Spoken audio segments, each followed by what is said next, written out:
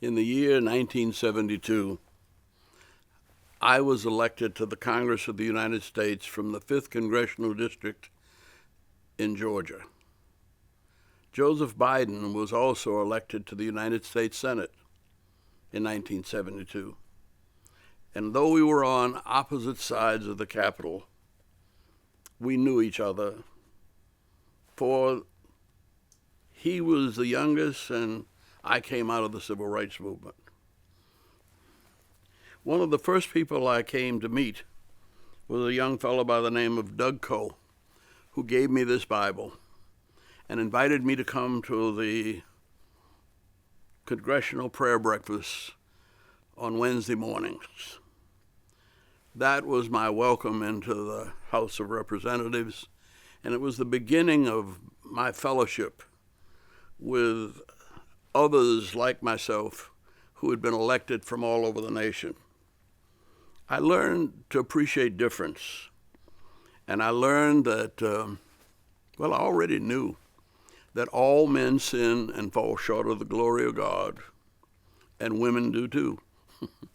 And in the prayer breakfast, we came together on Wednesday mornings, and we prayed, and our prayers were almost always confession. And we talked about our needs, and we prayed for each other, and we became friends. Now, that was the beginning of something special, and all of the present presidents who are with us today have shared in this with us through the years. It was Billy Graham, Dr. Billy Graham, and President Eisenhower that understood the need to come together and heal the nation with faith and forgiveness. Bishop Desmond Tutu, in writing about the future of South Africa, titled his book, "No Future Without Forgiveness." And I think that's an appropriate message for us to begin. For I think that in the prayer breakfasts, we began to talk more honestly about ourselves, about our problems. We were human beings. We were not public figures.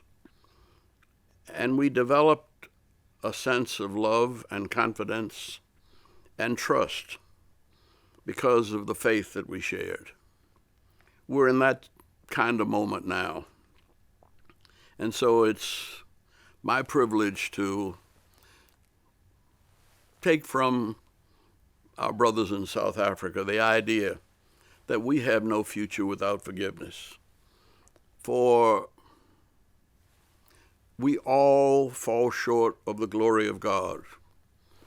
And the one unforgivable sin at the big end of the Lord's Prayer is, if you cannot forgive those who sin against you,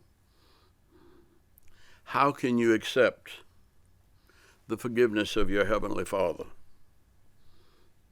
And so we are demanded, we are commanded, we are advised, and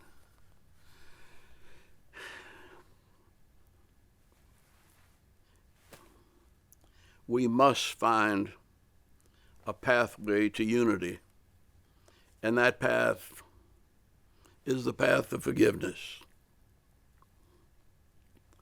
America has sinned and fallen short of the glory of God, but still, we're probably the best collection of human beings on earth that still, regardless of our faith, our religion, our traditions, our culture, there is a binding spirit that Doug Coe and the prayer breakfast built around Jesus of Nazareth, who's well known in the Quran and who's helped Gandhi in Hinduism to find his way to nonviolence, and somehow Jesus prevails all over the world. And we can argue about a lot of things, but somehow the person of Jesus invites us to forgiveness, promises us forgiveness, and promises us that we can prevail by the grace and mercy of God if we can accept it. But to accept it, we have to offer it and share it with our brothers and sisters. That's our test and our challenge. And I guarantee you we shall not fail. You know, my favorite president is John Adams.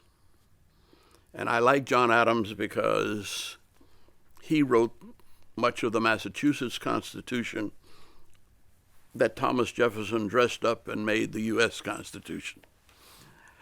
And yet, Jefferson and Adams didn't get along so well. And though he's my favorite president because he didn't own slaves, one of the few, he couldn't stay for Jefferson's inauguration. And he rode off into the sunset on his horse, going back to Massachusetts, rather than stand with his brother. And yet, he remains my favorite. And I'm sure that, like all of the rest of us sinners, he is forgiven. All of us are human beings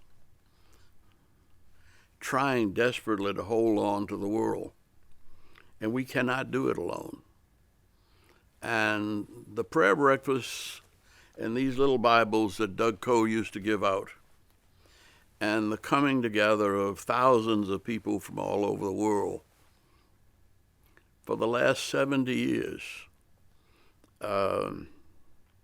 is one of the anchors of the government of the United States of America. And I hope we always maintain those bits of faith that bind us together.